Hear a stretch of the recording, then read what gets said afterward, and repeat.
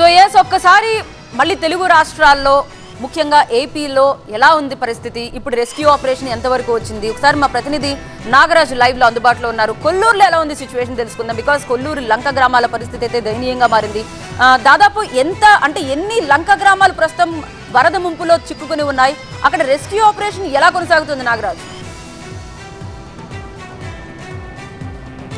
ప్రస్తుతం అయితే ప్రకాశం బ్యారేజీకి అత్యధికంగా అంటే దాదాపు 100 ఏళ్ల చరిత్రలో ప్రకాశం బ్యారేజీకి ఎప్పుడూ రానంతగా వరద 11,25,000 క్యూసిక్లకు చేరింది. గతంలో 2009లో 10,94,000 క్యూసిక్లు మాత్రమే వరద చూసాం. కానీ ఈసారి 100 ఏళ్ల చరిత్రలో ఎప్పుడు కూడా ఇంత పెద్ద ఎత్తున వరద రాలేదు. అయితే ఈ వరదకి దాదాపుగా ప్రకాశం బ్యారేజ్ నుంచి వదిలిన ప్రతి నీటి బొట్టు కూడా లంక గ్రామాల గుండి వెళ్లాల్సి ఉంటుంది సముద్రంలోకి. ఈ క్రమంలోనే దాదాపుగా కొల్లూరు మండలంలోని లంక గ్రామాలన్నీ కూడా పూర్తిగా నీట మునిగినట్టుగా పరిస్థితి కనిపిస్తూ ఉంది. దాదాపుగా అరవింద వారధి వద్ద నిన్న నక్కపాయ వద్ద గండి పడింది. ఈ గండి పట్టడంతోనే లంక గ్రామాలకు వెళ్లే మొత్తం కూడా రహదారి మొత్తం కొట్టుకుపోయింది. దీంతో కరకట్ట వద్ద వరకు, కొల్లూరు వద్ద ఉన్న కరకట్ట వరకు కూడా వరద నీరు చేరింది. దీంతో కొల్లూరు నుంచి లంక గ్రామాలకు దాదాపు 9 లంక గ్రామాలు ఉన్నాయి. ఈ లంక గ్రామాలకు వెళ్లే మార్గం అంతా కూడా పూర్తిగా తుడిచిపెట్టుకుపోయింది. దీంతో లంకల్లోకి వెళ్లాలంటే ప్రస్తుతం బోటు ద్వారా మాత్రమే వెళ్లాల్సిన పరిస్థితి అయితే కనిపిస్తూ ఉంది. మరొక వైపు వెల్లటూరు వద్ద ఉన్న లంక గ్రామాలకు కూడా ఇదే పరిస్థితి. అక్కడ 5-6 లంక గ్రామాలు ఉన్నాయి. ఆ లంక గ్రామాల పరిస్థితి కూడా ఇదే విధంగా ఉంది. ఇప్పటికే మనం చూసినట్టయితే రేపల వద్ద పెనుమూడి ఉంది. పెనుమూడి దగ్గర పల్లెపోలు రాత్రే దాదాపుగా నీట మునిగింది. అక్కడ ఉన్న వారందరినీ కూడా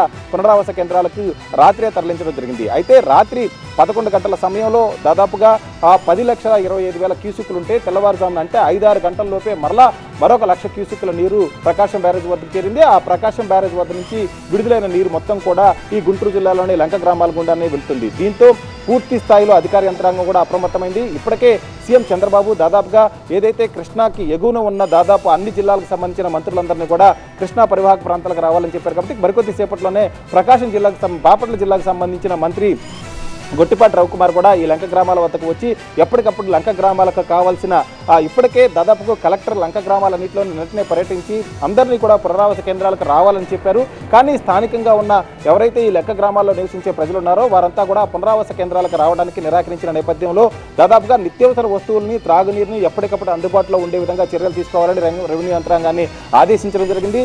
మరొక వైపు దాదాపుగా ఇప్పుడే మనం చూసినట్టయితే ప్రకాశం బ్యారేజ్ ఎగువన ఉన్న దాదాపు అన్ని గ్రామాలను కూడా వరద చుట్టుముడుతూ ఉంది. మనం అమరావతిలో చూడొచ్చు. అమరావతి గ్రామంలో దాదాపు పోలీస్ స్టేషన్లో కూడా నీరు చేరింది. పోలీస్ స్టేషన్లో కూడా 4 అడుగుల మేర నీరుంది. అదేవిధంగా అమరావతి శివాలయం పరిసర ప్రాంతాలన్నీ కూడా నీట మునిగాయి. పల్లపు వీధిలో కూడా నీరు వచ్చి చేరింది. దీంతో స్థానికులంతా కూడా రాత్రి నుంచి తీవ్ర ఇబ్బందులు పడుతున్నారు. మరొక వైపు కరకట్ట వెంకటపాలెం వద్ద ఎక్కడైతే బ్యాక్ వాటర్ గ్రామాల్లోకి వచ్చే అవకాశం ఉందో, కరకట్ట కొంత బలహీనంగా ఉందో అక్కడ ఎక్కడికప్పుడు దాదాపుగా ఇసుక బస్తాలని, అదేవిధంగా కాంక్రీట్ దిమ్మెల్ని కూడా తీసుకువచ్చి ఆ వాటర్ని నిలువరించే ప్రయత్నం అయితే అధికారులు చేస్తున్నారు. రాత్రి అంతా కూడా తెనాలి శ్రావణ్ కుమార్ తాడికొండ ఎమ్మెల్యే ఈ కరకట్ట ప్రాంతంలోనే ఉండడం జరిగింది. దాదాపుగా అమరావతి నుంచి ఎగువ ప్రాంతాలు ఇప్పటికే లంక గ్రామాలన్నీ కూడా పూర్తిగా నీట మునిగాయి. నీట మునిగిన లంక గ్రామాల్లో దాదాపు గొర్రెల కాపర్లంతా కూడా చిక్కుకుపోయారు. వారందరినీ కూడా రెస్క్యూ చేస్తున్నారు. దాదాపుగా పులిచింతల నుంచి నాగార్జున సాగర్, అదేవిధంగా పులిచింతల నుంచి ప్రకాశం బ్యారేజ్ వరకు ఉన్న పూర్తి స్థాయి గ్రామాలన్నింటిలో కూడా ఇబ్బందికరమైన పరిస్థితులు ఉన్నాయి. కాబట్టి అధికార యంత్రాంగం ఎప్పటికప్పుడు అప్రమత్తంగా ఉంటుంది. దాదాపుగా రానున్న 24 గంటల్లో కూడా ఇదే పరిస్థితి కృష్ణకు వరద కొనసాగే అవకాశం ఉన్న నేపథ్యంలో అధికార యంత్రాంగం మొత్తం అప్రమత్తమై ఎప్పటికప్పుడు చర్యలు తీసుకుంటున్న నేపథ్యం మనకు కనిపిస్తూ ఉంది. Thank you so much Nagaraj.